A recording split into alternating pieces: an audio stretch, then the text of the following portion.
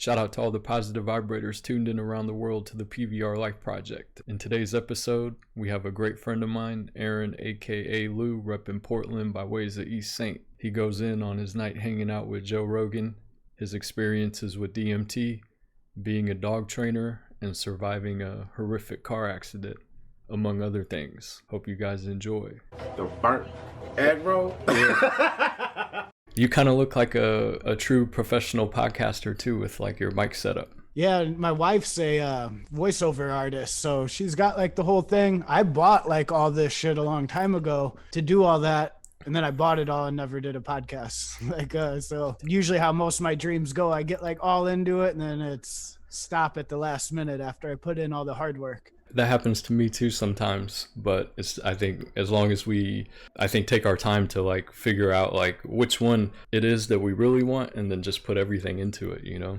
No, for sure. And that's kind of what going all into it entails, is like finding out, oh, this is way harder work than I thought it was going to be, or this ain't really going to do what I thought. And you kind of go into it, and then if you want to keep doing it, you keep doing it. But yeah, I've been wearing all sorts of little hats, you know, like since last time I talked to you. It's been a while, huh? Like Yeah. I'm just trying to get settled in here, relaxed a little bit. Yeah, no, for sure. I got my bong here. I've been waiting on you to Oh shit. I don't think me and you've ever smoked together, have we? Yeah, you know, I don't think we have. Yeah, that's pretty wild, huh? All the time we've spent together, we've never even done that together. If we would have, it would have been in LA. And when I saw you last time in LA, I was pretty twisted off alcohol, so I don't remember what was going on then. Yeah. Yeah, I rip this. What are you smoking on out there? What am I smoking on right now? Man, there's so many trees. There's like to my right, like on my desk over here, like there's like probably at least maybe 6 or 7 different strains. But that's the way to do it. That way you don't get all like into one. I could build a tolerance off one strain, where even if it's good, it's like, I've just been smoking this. People would give me like pounds and that would last me forever. But like 2 months later, it's like, I don't even know if I'm high anymore. I've been smoking the same weed forever. And then you get a different strain and you're like, oh yeah, this is different than what I've been doing. Yeah, I'm more of a sativa smoker though, man. I know a lot of people, they tend to prefer indica, but for me, I like that sativa, like that head high. Yeah, I've always liked it during the day. I've always liked sativa a little better, you know, like oil and dabs and all that. That's what I'll do indica on. And that's usually at the night. Like if I need to just get wrecked and like go to bed or whatever, I can just do dabs. This is to just keep my head on straight throughout the day and not make me like passed out and sink into the couch or anything. Cause I'm pretty busy, where you can't be too stoned. Like if you're as busy as I am, but I've been stoned for 20 years, like nonstop, where it's like, yeah, sativa does me a little better though. I don't get, too stupid. Yeah, I think that's the general consensus. Usually when I talk to like daily smokers, they tend to prefer like sativas during the daytime, and then at night when they're trying to, you know, just get in their zone and not think about shit and just get ready to sleep, they tend to lean towards the indicas, you know? Yeah, no, it's cool that you even have the options. Back in Collinsville in the old days, it was whatever they had, and it was garbage weed anyways, and you had no choices at all. And now you can be kind of picky about it, of, okay, I'm going to do this one in the morning, this one in the daytime, this one at night. But, you know, I've done so much like in the weed game. It's kind of like, I just like something to smoke on. I usually ask for the cheapest stuff. It's like 15-16% THC is like right at the perfect level where I'm not getting all faded like during the day. And then I'll do like a heavy THC at night. But most people are always just in there getting top shelf everything. And I'm like, what's the cheapest? Out here is pretty cheap. It's like $50 to $75 ounces. What do you guys got out there? Are we talking like wholesale prices? Yeah, just like if you walked into a dispensary and were like, give me an ounce, what's your cheapest ounce in here? What would you like walk out spending? It's a good question. I'm trying to think on average what an ounce would be, because I usually, if I get it, I buy it in like 10 grams at a time, maybe 16 grams. So a lot smaller, but those usually run around $100, man, or $80. Yeah.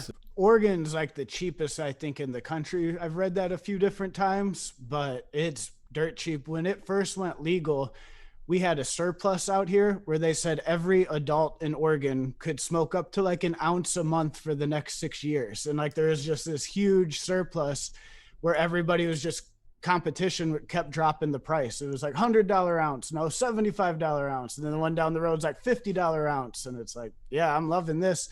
Cause I was in that game dealing with growers and all that before. And it's like, it's not even worth going to them anymore because the dispensary is 2 minutes up the road and $50 ounces. You can't beat that. So yeah, Oregon's where it's at in the weed game. That's what got me in Oregon though, was just how liberal the laws were out here. So like back in the medical marijuana days, like in Colorado, you could have like a couple ounces on you legally at a time. In Oregon, it was 1.5 pounds, like where you could just legally have 1.5 pounds on you. It was cheaper. There wasn't really any rules around it. Like they're real free with giving out the medical cards and all that back then. It was a different world back then. Now with the dispensary life, it's like night and day. So you're currently in Colorado or Oregon? No, I'm in Oregon, Portland. Well, outside Portland. I'm in Clackamas, Oregon. It's like 20 minutes from downtown, about like what Collinsville was to St. Louis. I don't want to get too political right away if we choose to go down that road, but I was going to say in the news, like they always show like Portland, the riots and shit, right? I don't know if that's still going on, but they would show how bad it was. But it's always different when you talk to somebody that lives around that area and they can give you more of like what's really going on, right? It was a weird time when all that George Floyd stuff happened. That's when everything popped off here. I went down to downtown like the first night they really wrecked everything. Like I went down there the next day and I had never seen anything like it. I had seen some riots like out here and I was expecting some graffiti like and stuff, but like they tore that town apart. Like everything was broken. Like I just have never seen a city destroyed like that before. It was like shocking where I'm like, damn, they ruined this city. When I was down there, everybody was trying to clean it up, board everything up. And then you went down the next day and all the boards are all spray painted and broken where they just kept doing it. And they did like 100 something days. It was the wildfires is like what kind of put a stop to it for a little bit. And I think they still get busy out there. You'll see like riot declared last night, but the first weekend was nuts. Like just how much shit they broke. And when I first got out here, Occupy Wall Street was real big. And I was like, oh, yeah, you know, that's cool. Fuck the man, you know, and all that. What year was that Occupy Wall Street? That was like 2011 when I first got out here, and like everything downtown was kind of revolved around that. They had camps and stuff everywhere for that cause, and it was kind of cool. But now it's like I'm a little bit older and like a small business owner, and I just saw so many videos of like these small businesses like trying to defend their spot from all the, you know, the mob. And it was like, yeah, I don't know. This is crazy. I don't want my kids down here, and I'm glad I don't live in downtown Portland, you know, for that reason, because I know a lot of people who do live down there. And it's crazy. You just hear Portland police, everybody disperse, you know, and flashbangs and fucking chants all the time from the people. And it's like, yeah, it's just a mess down there. But Portland like likes being the center of attention of like all this shit that goes down. Like they've always protested real hard. They've always had like a real protest spirit. And like they do things differently out here. Now I'm the outsider. You know, I'm the one coming here. It's like, so I can't say anything about it, but I try to avoid there. It's weird because it was such a clean city when I first got here, all those first years.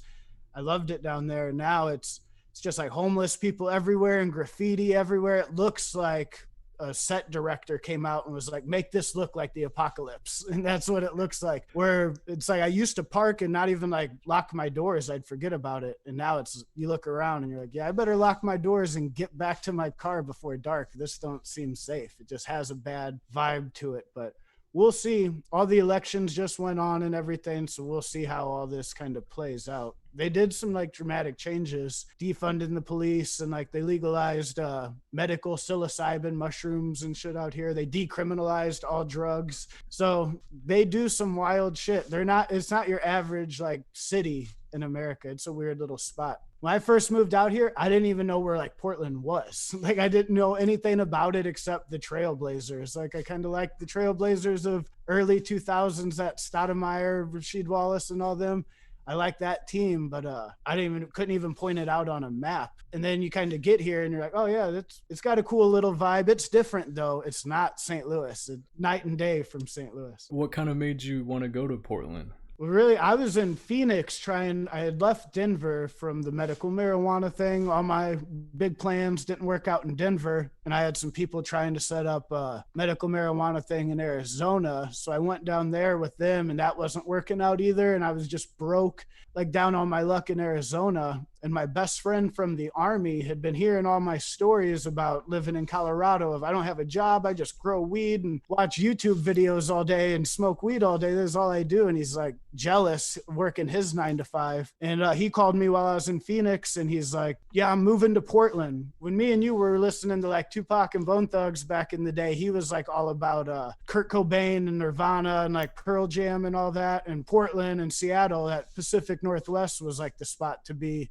in that little genre. So he was like, I always wanted to move to Seattle, but like Portland, I'm looking at their weed laws. Like I say we move to Portland. I'm like, fine, I'll move to Portland. I'll move anywhere tomorrow. Get me out of like, Phoenix because shit ain't working out. So yeah, when I moved to Portland, I had like $700 to my name and like one duffel bag. He bought me the plane ticket and was like, just get me back once we get out there. And so yeah, I just came out here with a duffel bag and a dream, hoping like for the best. And after all the things that didn't work out, like along the way of all these like big plans you had, Portland was the one where it was weird. Like you come here and you're in like an enchanted forest. It's like everything like started working together and it was a cool little spot. And yeah, it's like I've been here for it'll be 10 years this March 1st is when we got out here. So longest I've lived anywhere besides Collinsville. I'm glad it's working out for you in Portland. That's what I always respected about you, is that you're not afraid to take chances. Yeah, no, I've had a few people like say that. They're like, yeah, a lot of courage to go out there. And it wasn't even like courage, that was ignorance. It was like, I don't even know any better. In the army, I was in the army and like the army did give me like just some confidence on I can survive. You can throw me somewhere and I'll get by.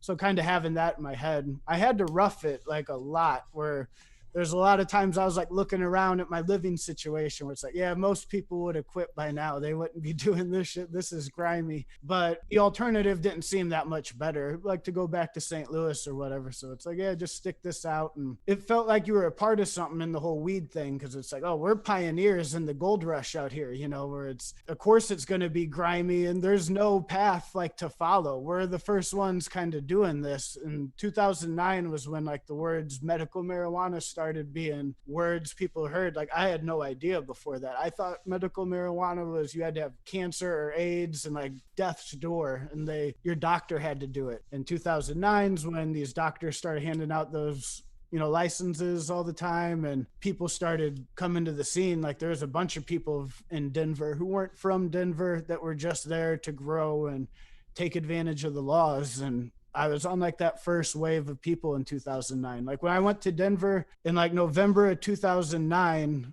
there's like 3 dispensaries and you had to like know a guy and it's like in a back room and they didn't advertise and it was all super sketchy. Everybody involved in the game was like criminals, like just running shit, half legal, mostly illegal. And then by the time I left Denver, there was like dispensaries on every block and they had guys like waving signs, like 2 joints for $10 or whatever. And it's just changed everything. But at the beginning, it was the Wild West where nobody had any idea what was going on. And Denver had already blown up. And then when I came to Portland was kind of like how Denver was originally, where there's only 3 dispensaries and you didn't really even need dispensaries because they were so lax on weed anyways, and everybody grew weed anyways, where if you were from here, you didn't really even need to go, where everybody had been smoking weed. It wasn't as criminal to do like it was in St. Louis. So yeah, coming here right off the bat, it was, still kind of an underground thing. And then I watched that blossom into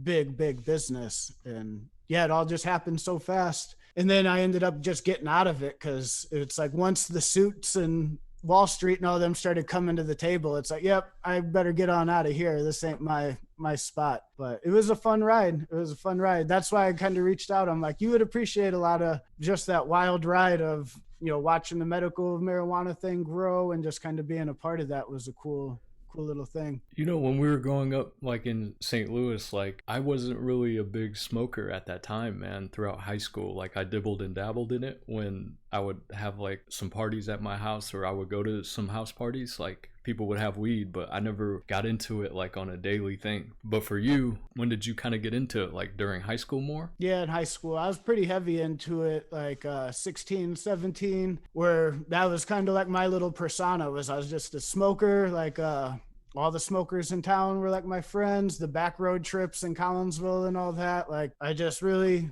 like that lifestyle. Once I kind of got out of sports, and that was like how me and you were always rode real hard on like the athlete side. And once I was kind of getting out of sports, that was like the group of friends I started making outside of all the athletes was just all the smokers. And yeah, I always liked it. I was never that big of a drinker. I became like a big drinker in the Army, but like in high school, I never really liked it. And I just like, smoking my weed and, chilling with my friends. And I kind of knew you were more straight edge back then, where you were like played on the basketball team, like hung out with those type of people. And you would always tell me like, don't take all this rap music shit too serious. That's just entertainment. Like, I think you saw me kind of going down like some bad roads. And I was like, I would have gotten real big trouble if I would have stuck with, that mindset of that time that I had, which was just criminal mindset of, that was like how my mind was thinking, because that's what my parents or my dad would always tell me,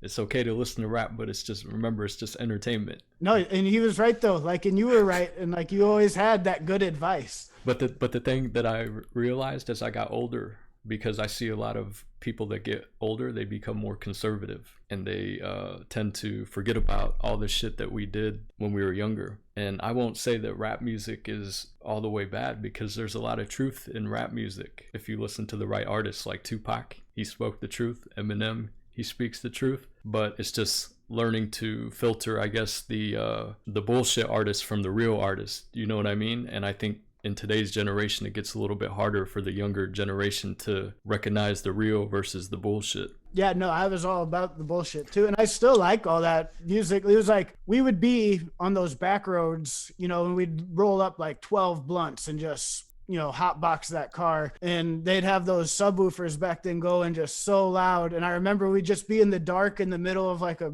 back road cornfield type thing, beating, break the law, break the law, break the law. I'm like, am I like brainwashing myself to be a criminal? I'm like doing drugs, driving around in the dark, just break the law, break the law. 3-6 would go like so hard on those speakers. And it was, I kind of recognized as kind of brainwashing, but it was also, hey, this is what it is. This is my music. I like this, music, and it is what it is. I don't really listen to music as much as I used to, but it played a big role. Had been thinking about you on this little phone call we're having. I was thinking just about the old times, and it was just like, you always represented like a paradigm shift. When I saw you in LA a couple 9 years ago or whatever, that was me and my chick's first trip together, and now she's like my wife. And I just happened to run into you out there. And then I was thinking like the ultimate paradigm, the first paradigm shift I had was being at Holy Cross in 5th grade when you came to school. And it was like our little clique of friends before you came around was just about Jesus and Cardinal baseball and wholesome fun. And then Brandon shows up and he like says cuss words and he's like sagging his pants and he listens to rap music. And it was like, that was a paradigm shift where like things were never the same. You planted like a bunch of seeds. I was like, it was funny that I'm from like one of the blackest cities in America, and I got introduced to black culture by the only Korean kid in town. And it's like, it was good times though. You remember like the Wayans brothers and Above the Rim and like all those NBA drafts we'd watch and all that. And yeah, you introduced me to a lot of things and a lot of seeds like that got planted that kind of determined who I became, as I grew up. A lot of things started with you, and yep, here we are again, where it's like, oh, I wonder what's around the corner. I don't know if I ever told you this, but before I came to Holy Cross, I went to Doris Elementary School. You remember that school? Yep. Yeah, I remember. I had kind of knew of you. I had seen you like, I don't know if it was like sports or something, but I had seen you around. Maybe you like went to church or something like that, and I would like see you there. But I had seen you around before you came to Holy Cross. I think it's because we played on the same YMCA basketball team, the one with the purple shirts, and purple shirts. I was on you remember we were on Blake Barnett and Nathan Miller, and I forgot Ben Pilcher was on our team. Some other Andy Sidwell, yeah, it was the whole squad that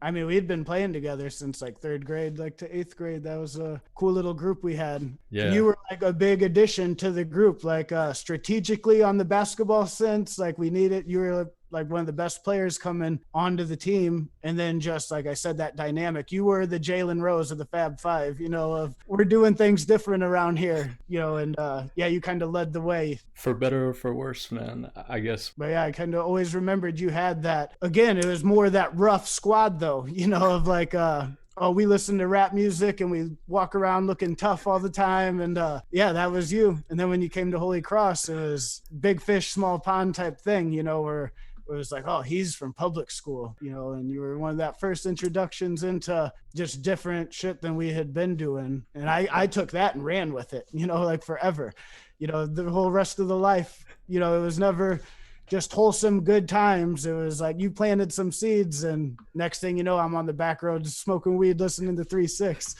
You know, you know who else told me that the same thing that you just told me was Nathan Miller. This was probably like a year or two ago, and he said the same thing. He was like, you kind of introduced me to rap too. And I didn't know that because back then I thought in my mind I was just being myself.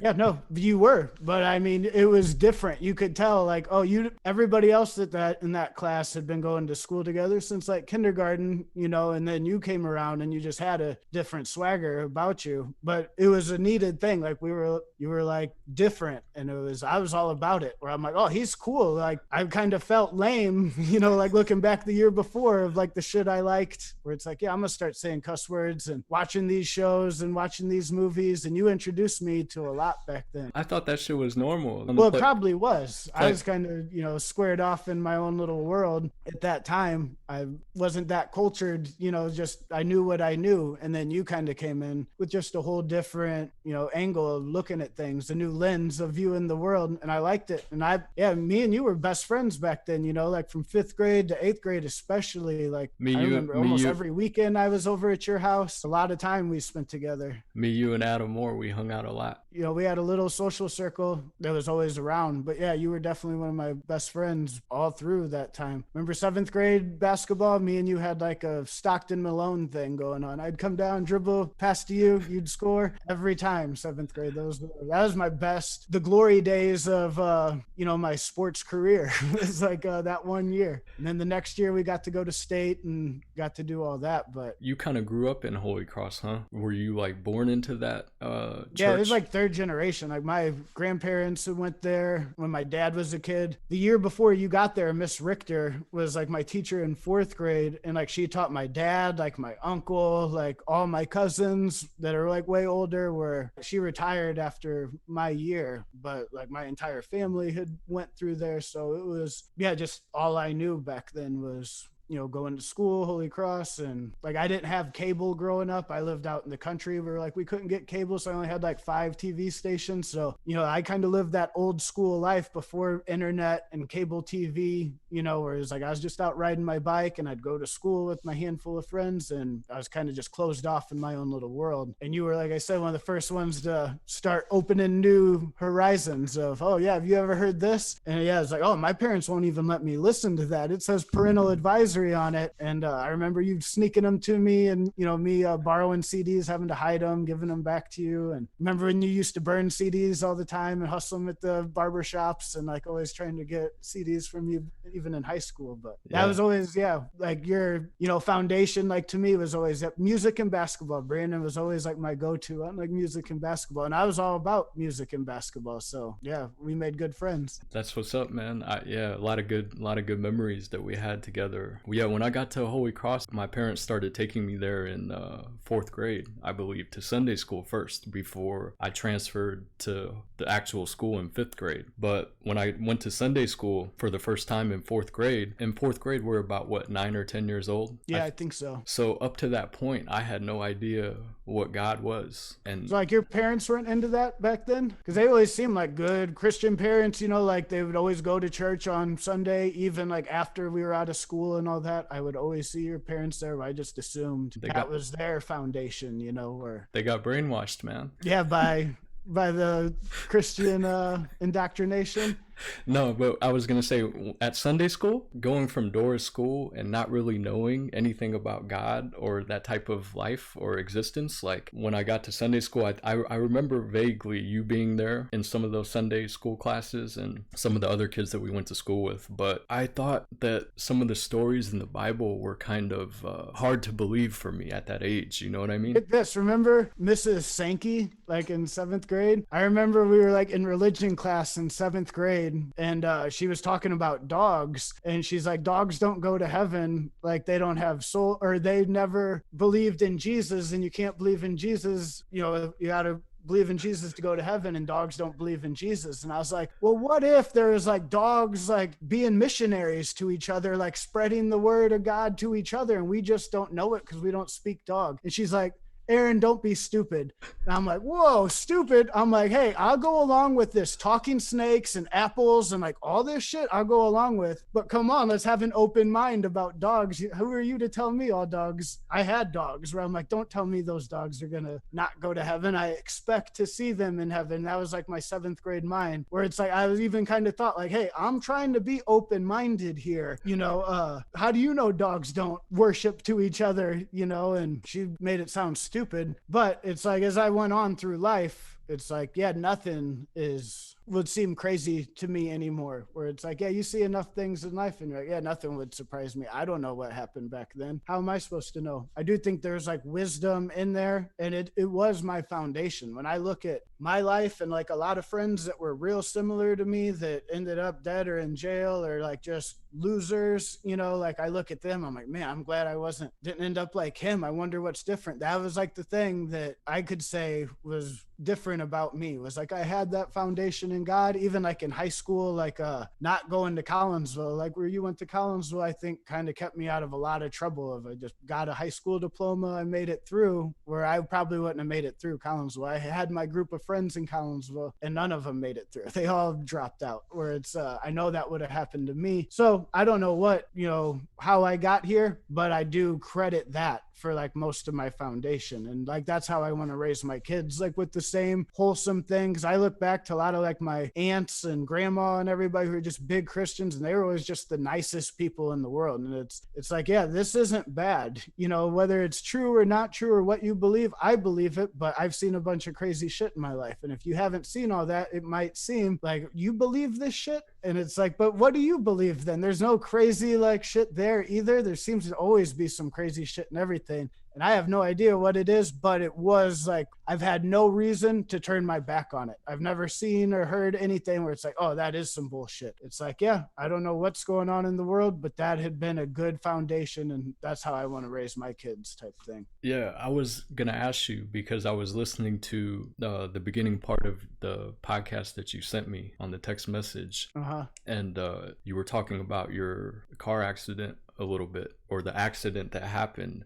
And I think before you told me, we talked about it before briefly, but my mind state was different back then. So if you wanted to like kind of like briefly talk about that incident, because I think it kind of pertains to like God, right? Maybe. Yeah, and it was just kind of my proof on God, where it's like, if a miracle happens to you, you know, you're like, oh, well, if that actually happened, that kind of changes everything, where there's no way in my head, it's like, oh, this is just chaos and coincidence and all that, where it's like, that defies statistics, you know, like if all this stuff kind of happens and it happened to you directly, where it was like, yeah, you know, like I said, crazy things happen. And when they happen to you, it's like, I don't know what's going on. And maybe the Bible ain't as crazy as I always thought it was growing up. Concept of synchronicity. Have you ever heard of that word before? Like synchronicity?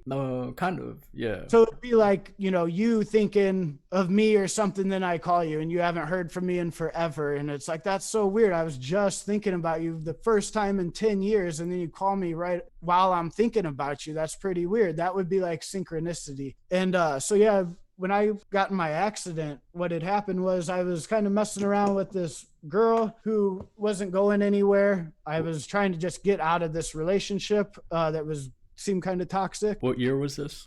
This was in 2009. So I'm like, I had got out of the Army. I, kind of went into the Army to get out of trouble in Collinsville. And like I did, my whole family is construction workers. I didn't want to swing a hammer for like a living, where it's like, I'll do whatever not to. And the Army seemed like a good idea. So I went to the Army, like 82nd Airborne. We jumped out of airplanes and all that. And it turned out all that did was teach me how to like fight and drink, so then you send me back to Collinsville and it's like, oh, I'm not a scared little kid anymore. I know how to fight and drink. So I kind of came back just pedal to the metal, getting in more trouble than I was before I even joined the Army, to leave Collinsville to stay out of trouble. So yeah, I had been kind of getting in trouble, just drinking and, bar fights and all that, living in Collinsville in that era. And so 2009 rolls around. I was trying to get out of this, kind of relationship that wasn't going anywhere, that too much drinking and drugs and everything involved in it. And I had people, Matt Heatherly, you remember him? He was in Denver. And I had this friend from the Army, J-Rod. They were both in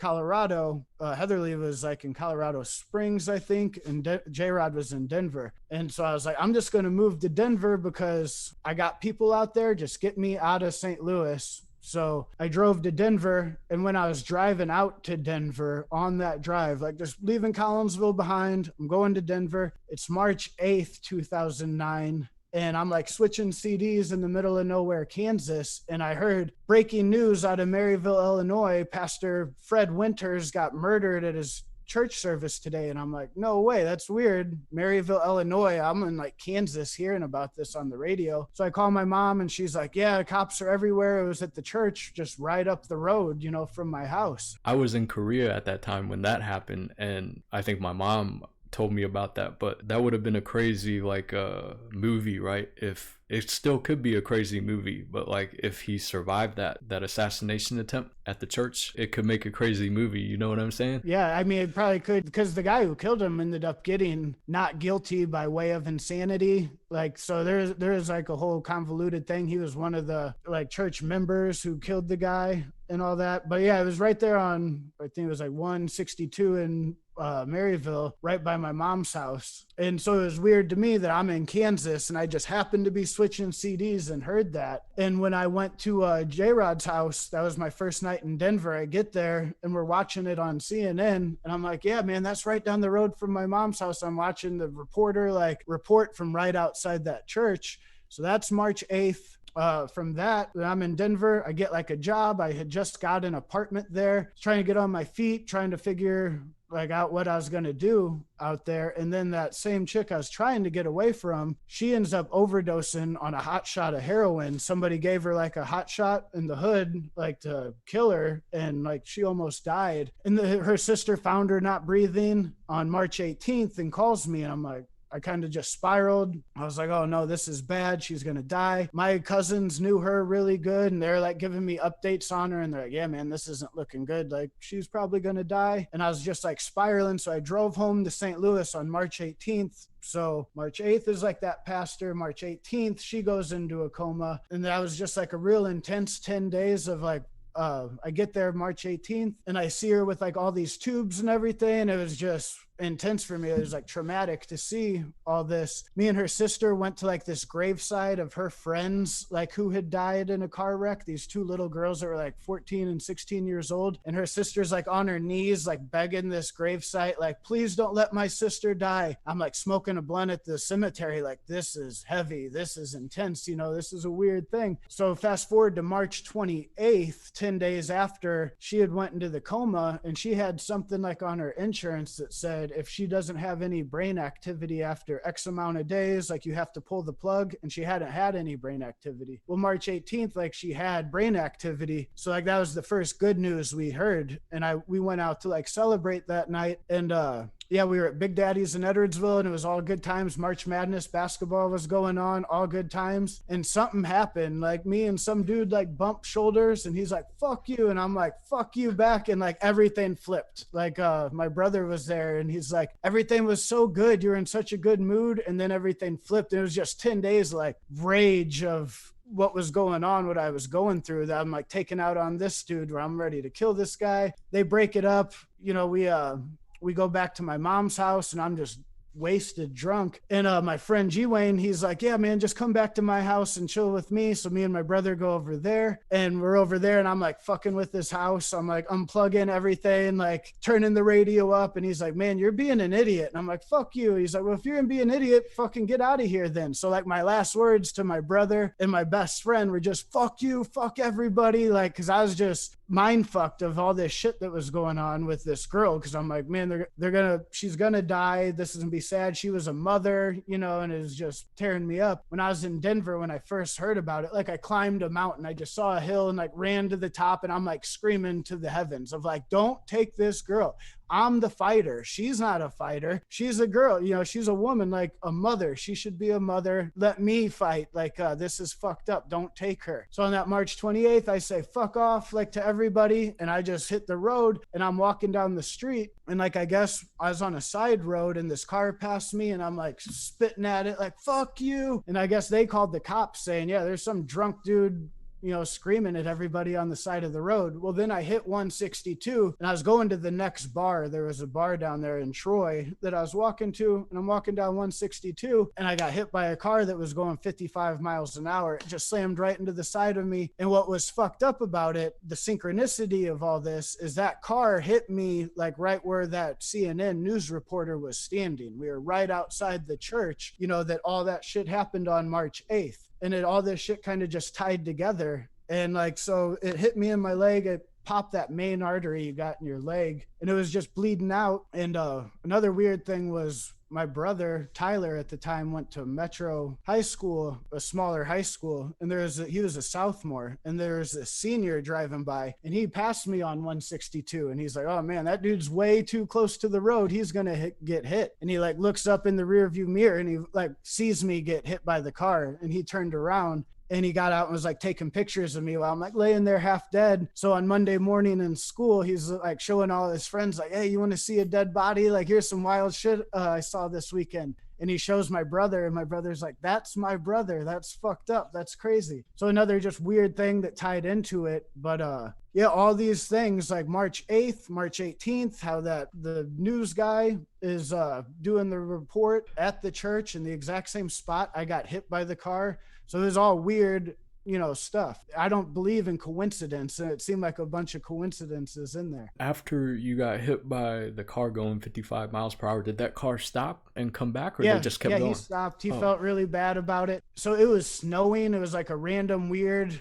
unexpected bad weather snow thing in late March in St. Louis, where they don't get snow in March that often. It was just like a storm was going on. And I mean, I was drunk, you know, hugging that line. I remember like just walking that line, like screaming like, fuck, like that's all I could feel at the time, just wasted, drunk, and so mad and like frustrated with everything. And it was like that energy, you know, and like that, those people called the cops on me, like, so that I probably was going to get swooped up by them for being an idiot not too much longer, you know, and that would have changed history for me if they would have just got me and thrown me in the drunk tank for the night compared to getting hit by the car, you know, where I was in a coma for 3 days. Like on the third day, you know, he rose again. Like that's what I always thought was I was in a coma for 3 days. And it was weird. It was a life-changing experience. Like I think the human body can lose like 5 quarts of blood or something like that, or pints. You can lose X amount of blood. And I like went right to that level. Like they had to infuse all that shit back into me. And they were like telling me like, oh yeah, you lost like up to if you would have lost another half pint, you would have just died. And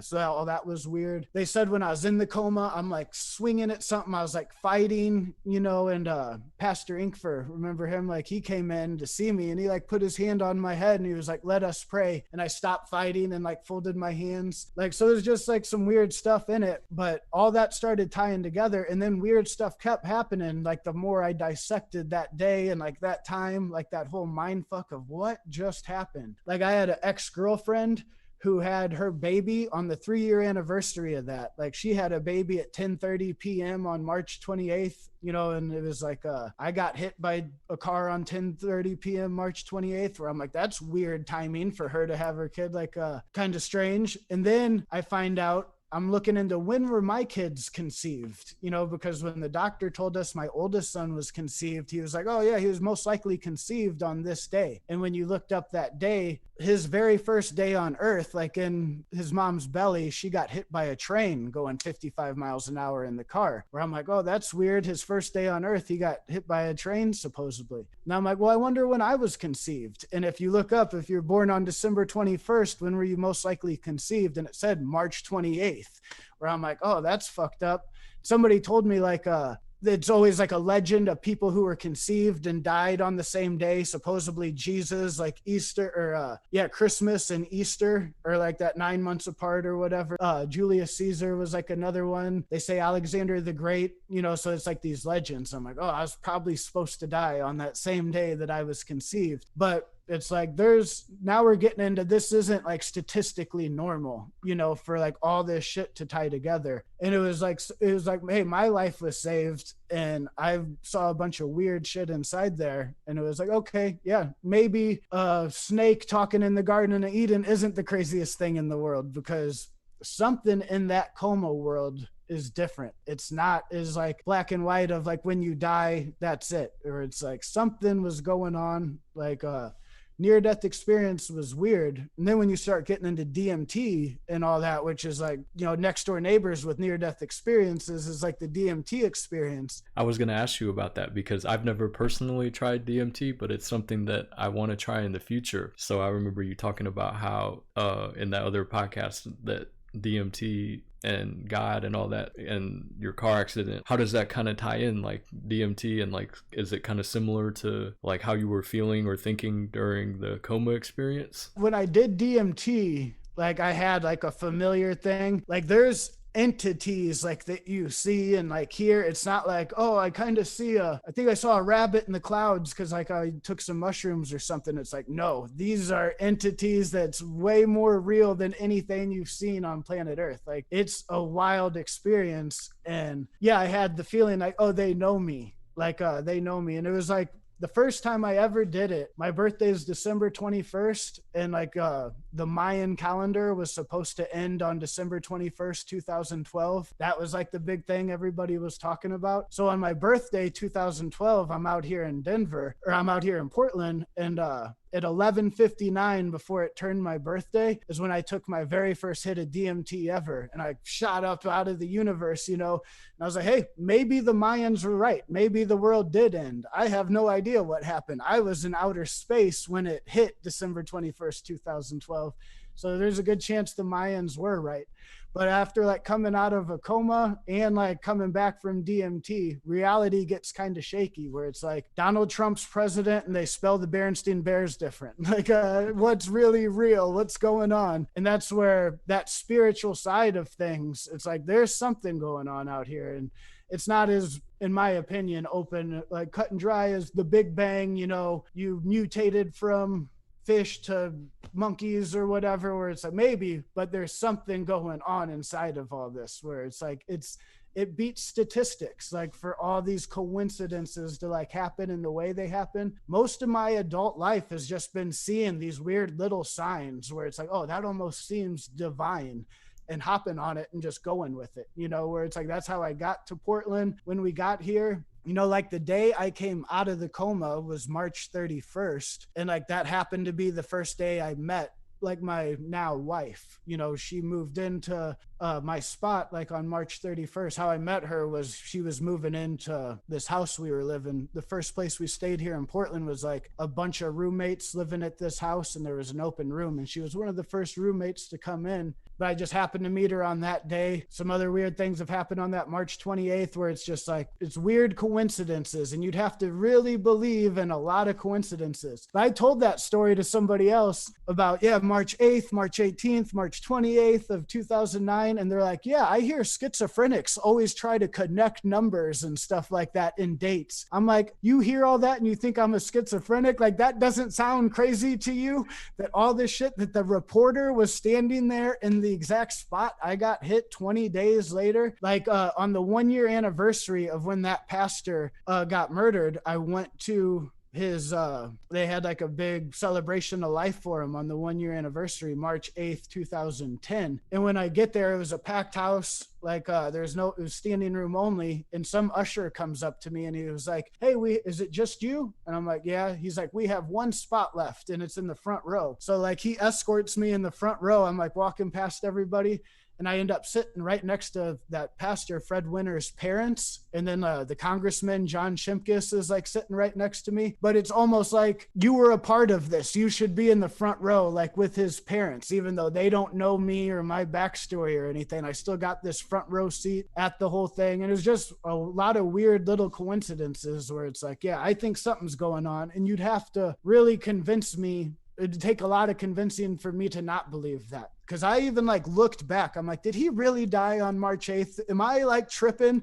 Do I got some crazy schizophrenia where I'm just thinking up and connecting dots that aren't there? And it's like, no, the more I looked into it, the more it's like, oh, you were actually conceived on that day, that this goes way deeper. And it's like, yeah, this is trippy. Life's real trippy and reality's crazy. And then again, doing DMT though, where it's like that kind of solidifies it too, where it's like they call it the spirit molecule. You know, there's like theories that the acacia bush and is what was burning when Moses talked to God. Like, because when you're on DMT, it's like, oh yeah, I could see how somebody thinks they talk to God. Like, what else would this be? It's an intense, like real thing. It's not like I smoked some weed and thought I saw something. It's, whoa, I'll never be the same after this. Those paradigm shifts after doing it. And it was like that. The first time I did it, it was, oh, things will never be the same. Open Pandora's box. Yeah, I smoke more weed consistently since I moved to LA, and it definitely gives me a different perspective daily. But I always feel like there's another deeper trip that I can go on if I experiment more with mushrooms and acid and DMT. You know what I mean? Yeah, no, and I mean, it is like that rabbit hole. I followed it though. I think I've done every drug there is to do, like, and then it all just went full circle, where it's like, now I'm an adult and it's like, yep, I want to be the Holy Cross family like that I started, where it is different. It's with my own little twist on things. But that good, wholesome church background, it's like, that seems like the best thing to me. Like, you can go down all these rabbit holes. It's all real shaky. None of it makes any sense. Like, some of it'll be life-changing advice. And some of it's like, what does that even mean? Like, that's weird. So like one time I did DMT, this is like the third time I ever did it. And like, I just heard this voice clear as day. Like, it sounded like God. And it was, "What do you want to ask me, my son?" And I'm like, looking up at the sky, and the sky is like a kaleidoscope just going around with craziness. And this light is like speaking to me. And I'm like looking at it and I'm like, how do I live life? And he's like, "With love, of course." And I'm like, "No. How do I make money?" And he's like, "With love, of course." And I'm like, "Oh, okay." And it's like, so that was like the advice. It was almost like a riddle. It wasn't like, "Oh, invest in this and play these lottery numbers," is what I was hoping to hear. Here's an easy way out. It's just go have a good time and all this. It was just almost like these little riddles. One time I took a bunch of mushrooms. I was watching a Cardinal baseball game, and like I just heard like that same voice, and it's like, "Watch this next play. Watch this next play. Shit's gonna get weird. Watch this." And the next play was like they overthrew the third baseman and 2 runs scored, and like the Cardinals tie the game. I'm like, "Oh, that's weird. You guys can like predict the future and shit." Like, whoever I'm hearing is like fucking with me like that. And I heard that same voice, and it was like, "If you ever have any questions in life, look to the lion, Fidel Castro." And I'm like, "The Cuban guy?" They're like, "Yeah, the lion, Fidel Castro." I'm like, "The fuck does that mean?" Like, what? He's the answer to all your questions. But then somebody was like, "Well, what does Fidel Castro mean?" I'm like, "Oh, good question." And I looked it up, and it's like fidelity, which means loyalty, and then Castro means like castle, like your house. I'm like, so I guess it just means be loyal to my house. I don't know, but it's not cut and dry answers. It's not like you go do DMT and you're like, "Oh, I get it." You usually come back with like more questions than you have answers, for sure. Like, you're just scratching your head. When I first heard about DMT, it was Joe Rogan and Doug Stanhope were the first ones in like 2009 asinine to put me onto it. And the way they described it was just like so perfect that it made me want to do it. But Doug Stanhope's like, it's like you're a rat and one of your rat friends says, smoke this shit, and you smoke it and you become a human and you look down and you're like, oh shit, we're all just dirty fucking rats. And that's like 10 minutes you live like a human and then you go back down to being a rat. And it's like, yeah, I can see how you would come up with that. But it's not like there's no answers out there where it's like the older I get, it's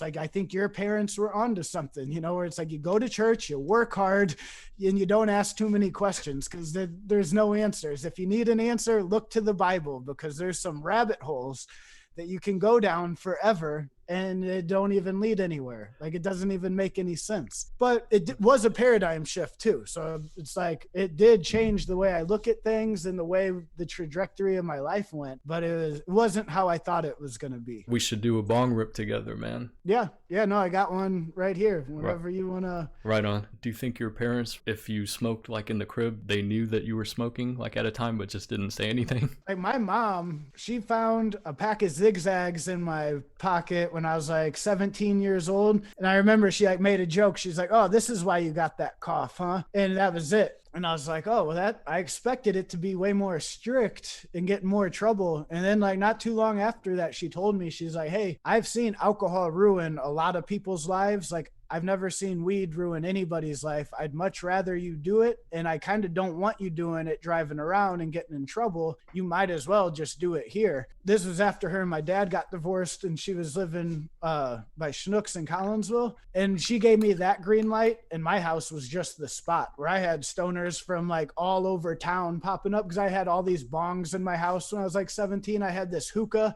that could fit like a quarter bag in the bowl. And it was like 4 foot tall. And I had people come by, drug dealers, like, hey man, I'll throw like an ounce in there today if you just let us burn like crazy. And I'm like, come on in. So my spot was like the kick it spot, you know, when I started smoking weed and all that. That's how I made a lot of friends with it. It was like, you need a place to smoke? Come by my house. Like, my parents don't care. My mom was more trying to do me a solid of, hey, don't get in trouble, you know, and thinking I'd be responsible of it. Next thing you know, I got like weed posters all over my wall, like bongs everywhere. My dad's like, I hate picking up my fucking 6-year-old daughter and her smelling like weed, you know, like he's like yelling at me and stuff. But weed is tight, man. I love weed. Like all those rap songs back in the old days where it's like weed's like your imaginary friend, like Mary Jane, you know, like they make them a person. Like that's always how I looked at weed, where it's been this imaginary friend that's been there the whole time through most of every experience. When my wife was going into labor, like with my first son, I remember thinking, I'm like, am I going to smoke like for this? And it's like, of course you're going to smoke. Weed's been here for the whole thing. He wants to see you.